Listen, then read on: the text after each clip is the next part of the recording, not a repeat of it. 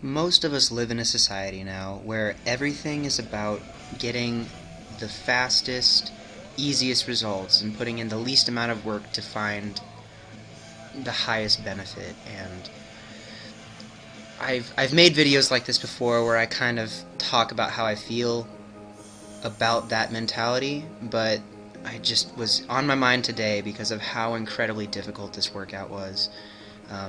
I remember the first time I ever ran this particular training session in a Shako site was probably 2 or 3 years ago, and it was one of the first times that I really came to a mental realization that to get better, truly better, when you're at a high performance level already, the only thing you can rely on is working harder.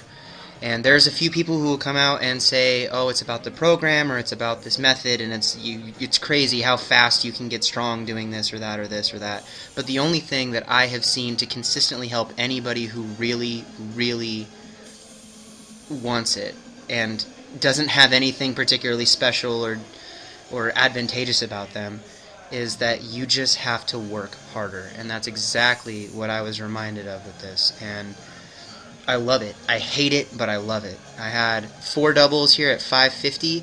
I misloaded the bar because I thought I was only supposed to do 540 for my doubles, and the first 2 sets were incredibly difficult, and I was wondering why. And then I looked at the weight and said, wow, because I forgot to count. And I can't bring myself to lower the weight once it's on there and I'm already 2 sets in.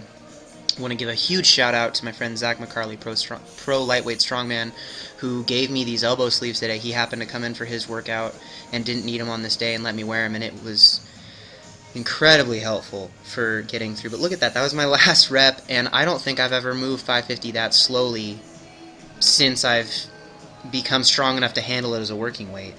But you get through it. Moved on, I had 6 doubles here at 320, and the benching was actually really easy, especially with the elbow sleeves. I felt incredibly comfortable, and I just felt like the benching was really strong. But the thing that makes this particular workout hard, and the thing that makes most of the Shako workouts incredibly difficult, is the fact that once you're done with your first round of whatever the lift is, you go and you do the other lift, and then you come back to that first lift. And so after these 6 sets of bench, I wasn't even thinking about the benching. I got it done in about 15 minutes or less. I knew I had to go back over to the squats where I was already feeling beat up and hit 5 triples at 500 pounds, which is the same weight that I did at the first workout this week. And that was the moment where I told myself, man, to get better, you have to work so much harder than people generally want to. I can't even express to you how much I just didn't want to do any more squats after that. My back, my squat scars are coming back.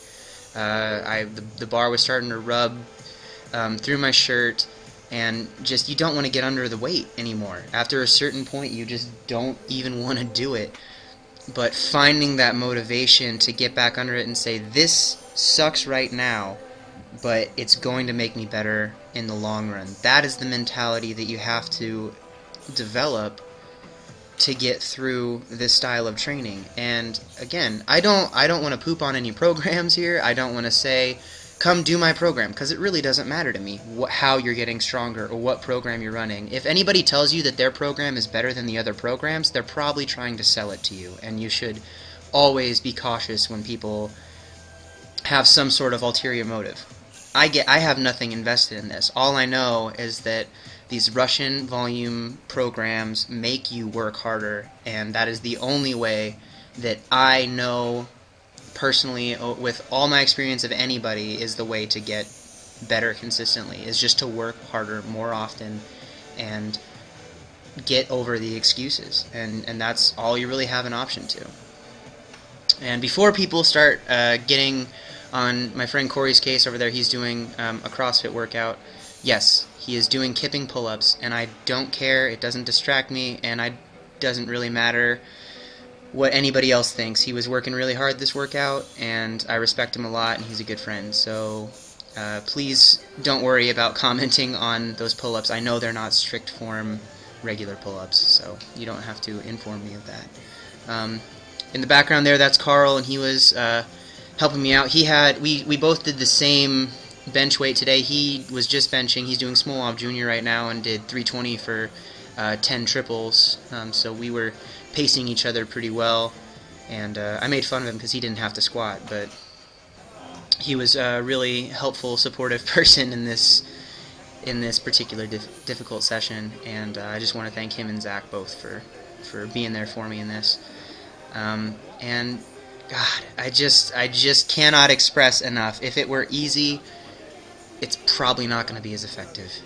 If you're doing something and you're like, wow, this is really easy, you have more to give. Give more every single time. You will find yourself being happier in the long run by pushing yourself and forcing the growth. You are forcing yourself to get better and doing it. That's the only way I know works every single time. So thank you guys for watching. I hope you enjoyed the video.